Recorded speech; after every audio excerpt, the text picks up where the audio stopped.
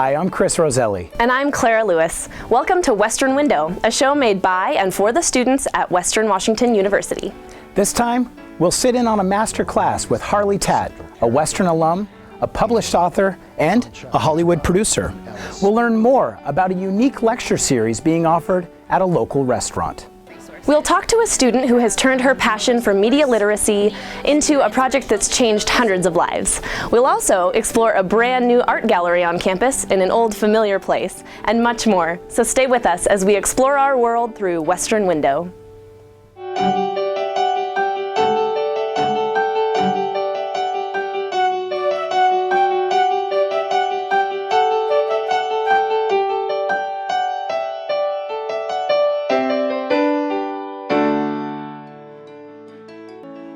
It's tried and true advice to beginning authors everywhere. Write what you know. And when respected and experienced Hollywood producer, director, and Western alum Harley Tatt tried his hand at the written form, he set his first novel right here in Bellingham. We got a chance to sit in on his master class. Your education, I think, completes you as a person and adds to you as a person. Because you don't want to walk into a set and go, you know, what's a tripod? You know, or what, you know, you've got your XLR jacks coming into these things, or your lav mics, or at least you have like a base knowledge of what this stuff is, how it works, eye lines, everything that you guys are learning here, which is fantastic. That stuff is, whether you're Steven Spielberg or doing a bad reality show, it's all the same. You know, I've worked in Hollywood for 20 years, and in film and in books and in TV, and I started as an intern working for free.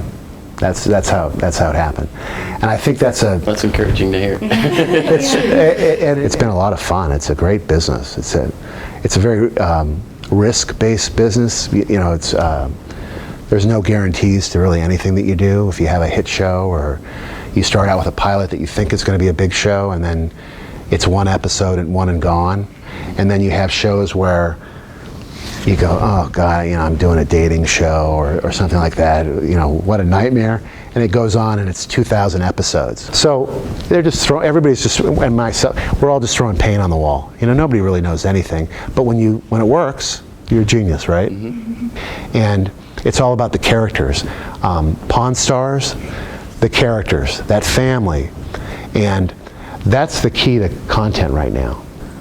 The talent is out there, and whether you're 10 years old or 30 years old or 50 years old, talent is talent, and good content is good content. Because creativity is not something you can really put your finger on. It's constantly evolving and changing and moving, and The New Boy was just that. I spent the last 7 years in Bellingham, because writing a novel is you spend a lot of time in solitude by yourself. And I was in rainy Bellingham, where rain is kind of like a central character, and on Chuckanut Drive, on Ellis Street, at the police station, in Fairhaven, at the Coliphon Cafe, at Tony's. I mean, State Street, the Herald Building, up and up, you know, the Horseshoe, you know, I was here in my head writing this thing for 7 years. So I spent a lot of time in this town.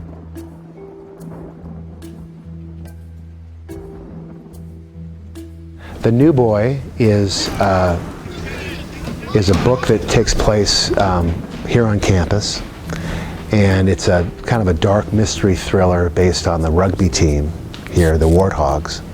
They're now the Vikings, I think. Mm-hmm. But it takes place in Bellingham, and you know, chapter 1 is Chuckanut Drive.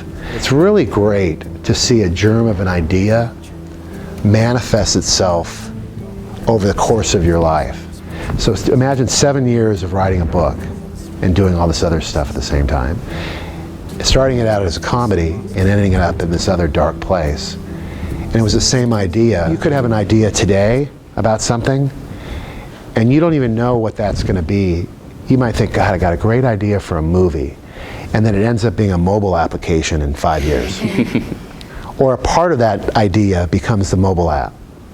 Or I really had this great idea for a magazine, and it becomes a novel. But do everything. if you want to make a film, a short film, and you want to shoot it with these cameras and here and with your intern program, and do it. And if you might from that go, you know what, I really love camera work. I want to be a camera person, or I want to be a cinematographer, or I want to be an audio person, or I want to be an editor, or I want to be a graphics person. And you can just move around, and again, in that message that none of us know anything, we really don't until you know, right? It's okay to fail, it's okay to have second thoughts, it's okay to have doubt, because that's what you have when you're a creative person. You're always going to have that. I write a book, I think, this thing sucks. Who would want to read this book? People read it. I make a TV show, I say, this is going to be a hit. Nobody watches it. I make a TV show, I say, this sucks. Everybody watches it. I don't know anything. I just keep trying things that I think might be interesting for me personally. And somehow, if you can do that, you'll find a path to some sort of audience and success. And even if you have no success, you'll have personal success, which at the end of the road is the best thing you could ever have, right? You guys are coming into the workforce at an incredible time, and you can do whatever you want. And don't let anybody tell you can't. Just say, yeah. Just go do it anyways, because there's a lot of stuff going on out there. Thank you so much. My pleasure. It's good seeing you. Harley. Thanks for listening. I hope I wasn't too boring for you guys. The human brain is complicated and fascinating.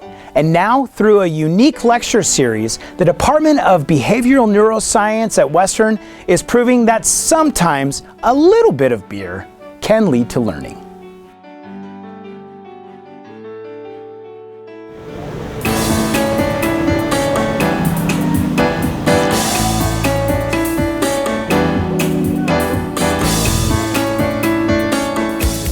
The neuroscience program was officially opened in the fall of 2005. It was really in response to large student interest in developing an interdisciplinary major here that would bring together the disciplines of biology, psychology, and chemistry. I think it was a couple years later that the idea for the Neuroscience on Tap event began to percolate.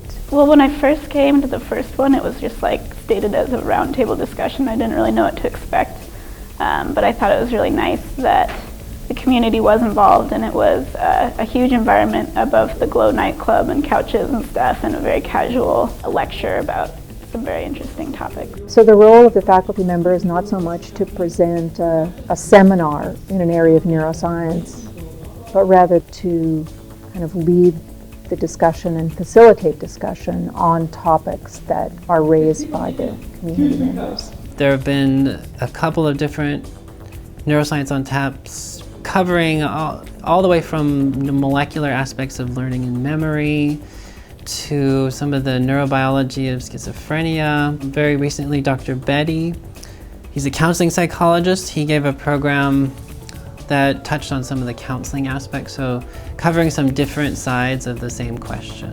The idea to have it off campus was something that the faculty, they just felt really strongly about. They felt that if this was a community event for the community, that we stood the greatest potential of bringing community members in if we actually had the event in the community. It provides a more relaxed atmosphere, and that really comes through at the Neuroscience on Tap, just having people more relaxed. People can be coming and going as they feel, and so it's more of that atmosphere to make it less imposing, I think, for the topics. I think it's important actually to be doing things off campus to involve the community, because they can see what's going on campus and it's more accessible for them, but also it gives students a good break from being on campus so they can go learn in a different environment and learn a variety of things rather than strictly adhering to their specific major. And so it has remained a nice blend of community members and undergraduate students, and that's something that has its advantages, actually.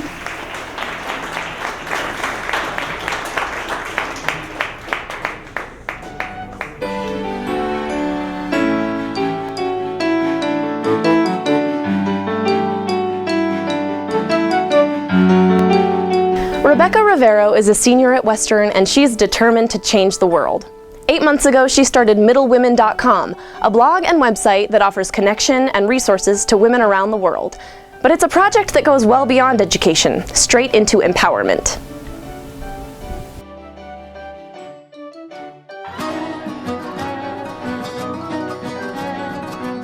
It's the smile, the eyes, the hair, the makeup, the art of the back.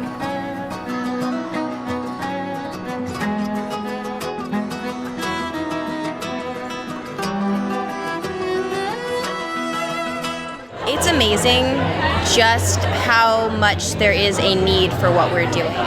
So the idea of what Middle Women is, what the name means, is that every aspect of a woman, from her body to her identity to how she presents herself, her personality, falls somewhere on a spectrum.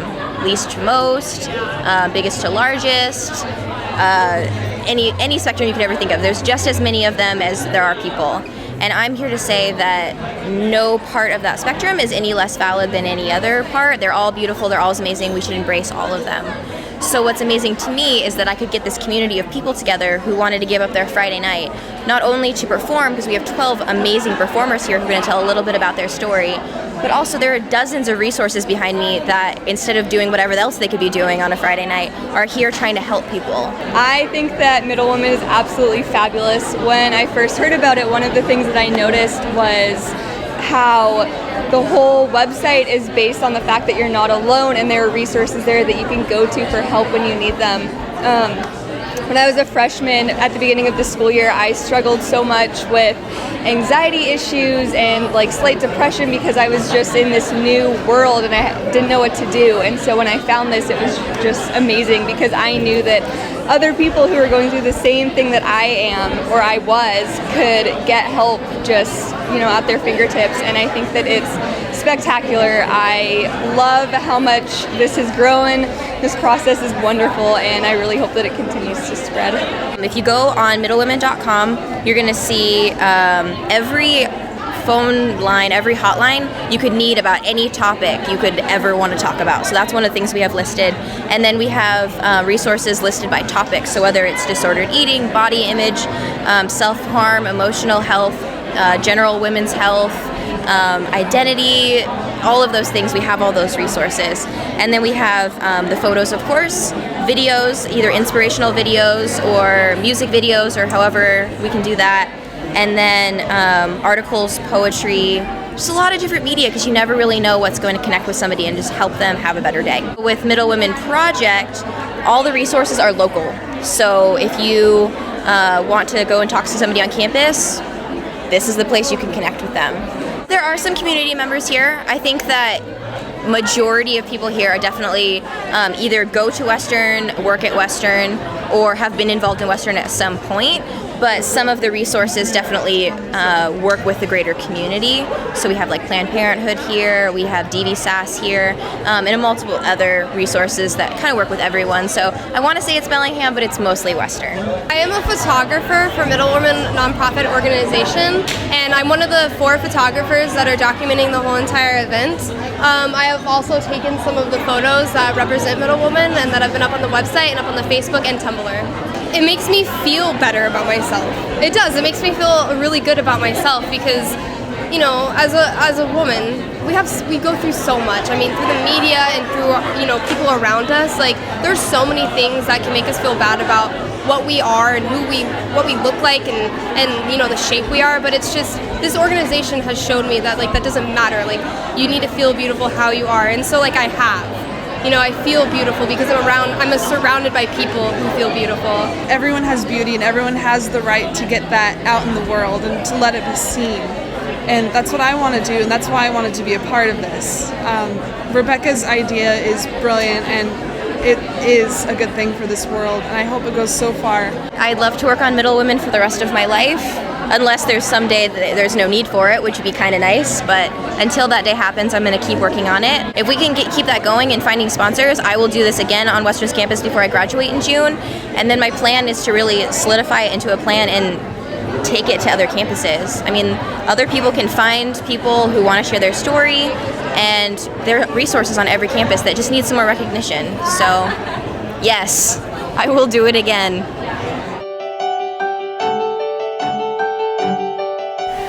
If you haven't visited Western's campus in a while, you might be surprised to learn that we have a new art gallery.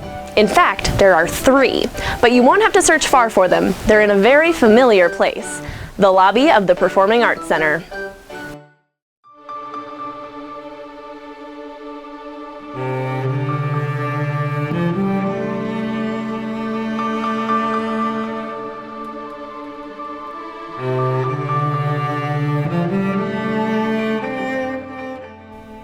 Virginia Wright is probably one of the top 100 collectors in the world.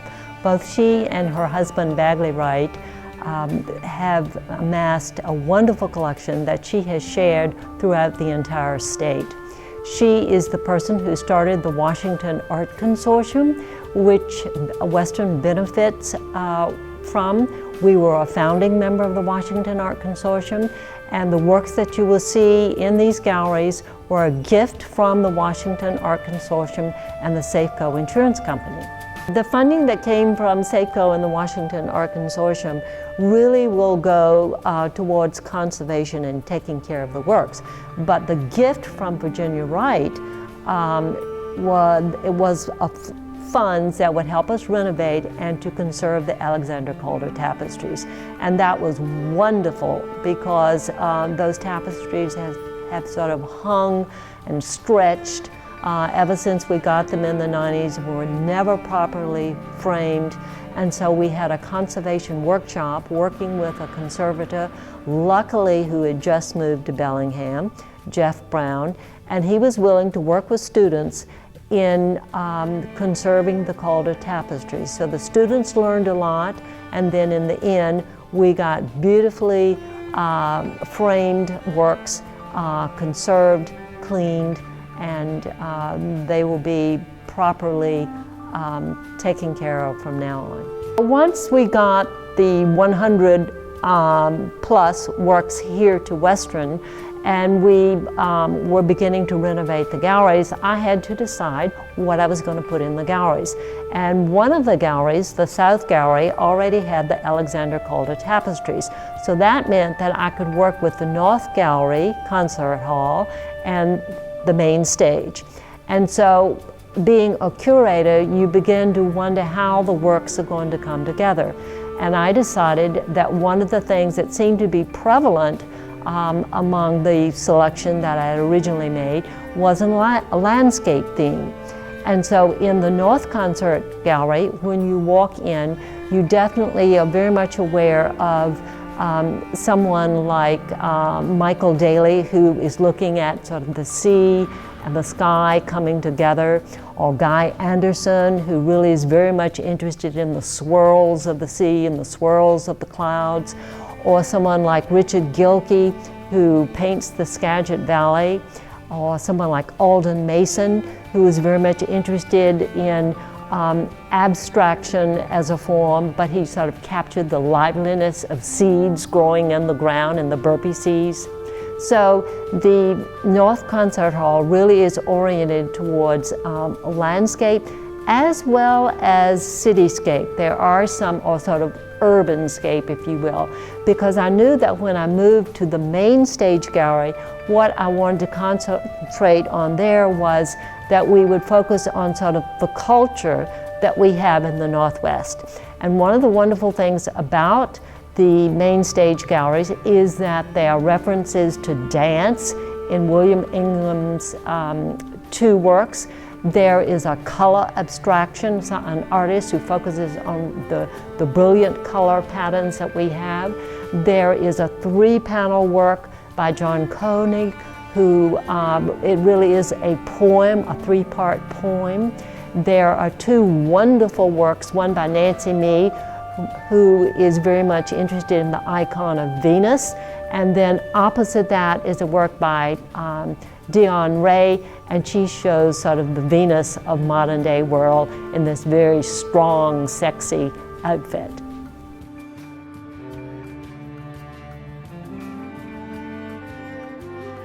Absolutely the zebra. Well, it's just very strong black and white stripes. You know, you don't even see a zebra, but you see the skin of the zebra. And you're just caught up in this whirling black and white motion. Now I would say it's the Steve McClellan, which is right next to the Dion Ray, and it's called Modern Icon. And when you look at it, you can see all sorts of computer-oriented imagery there. So I think he's really caught what sort of modern-day world is about, with all of us being totally, our brains even being totally digitized.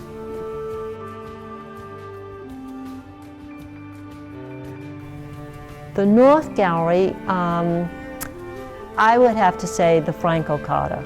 I just really appreciate, even though it's probably the most abstract work there, I really appreciate it because of that very meditative quality that it exudes.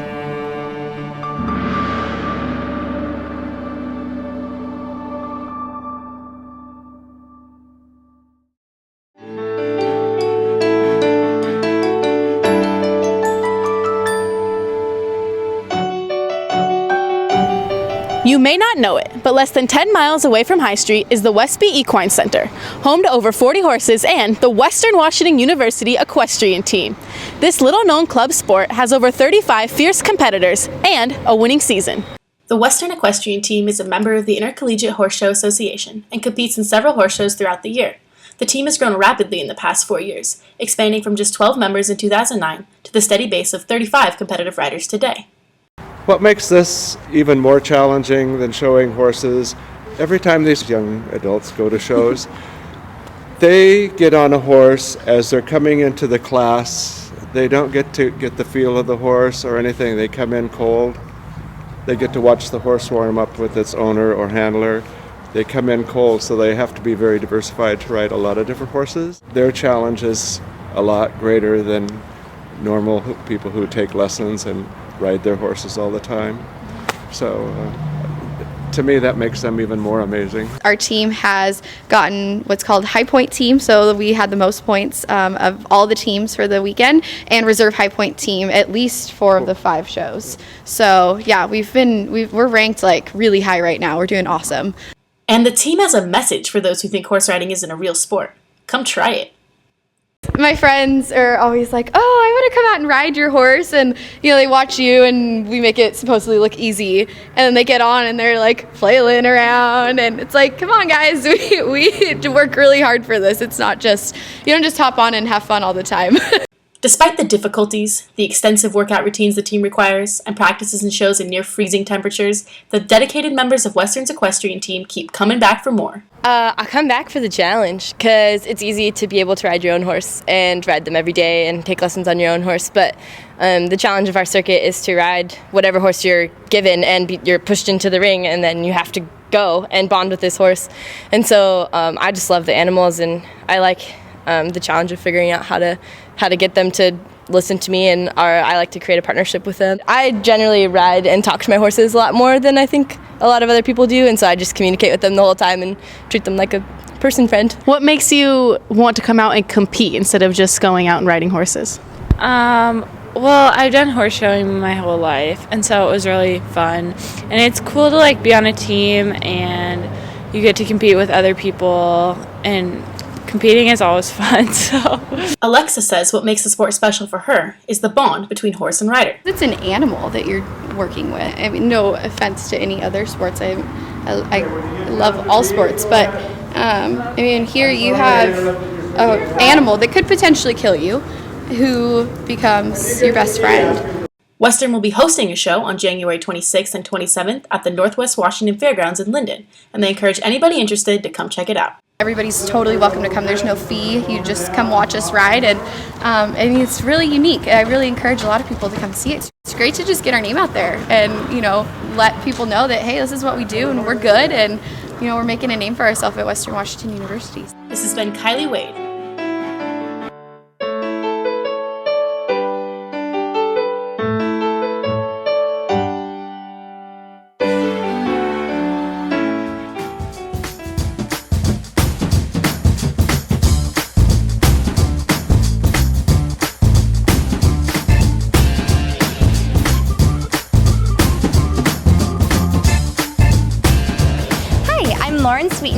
Today we are at the Western Washington University ballot drop-off. We're going to be asking students questions about that, how they feel about the democratic process and voting. Is this your first time voting?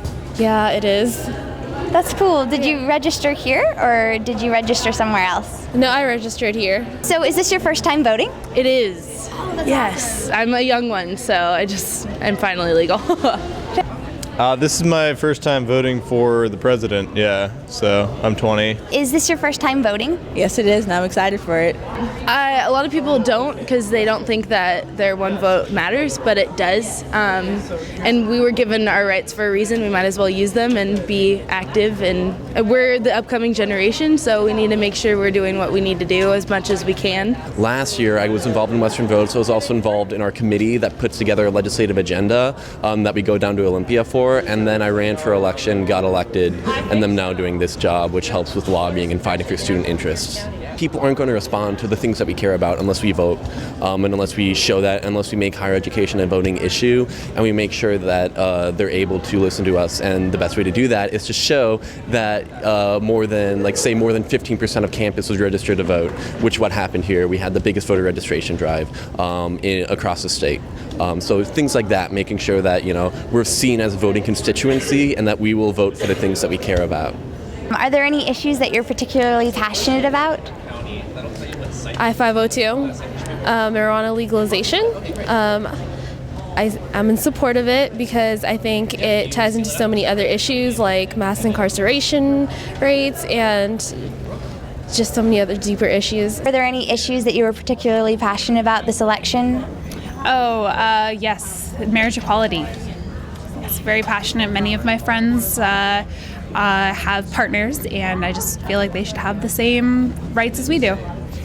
I'm pretty passionate about 74. I am pretty passionate about charter schools because I am an education major at Western, so there's that. Revenue, I think, is a very important one, making sure that we actually have money to fund our higher education system, making sure that people have access to education or are able to actually go to school. I think that people should vote because there are too many places in the world where people can't vote or aren't allowed to vote and people are silenced, and I don't think that that's right. Vote, everyone needs to. It's very important. Okay. Your vote counts. Awesome. I hope everyone votes, and if you didn't get a chance to vote this year, please register to vote for next year. Everyone's voice matters. The governor's election a few years ago was decided by literally just a few hundred votes. So if you think your voice doesn't matter, it does. Thank you.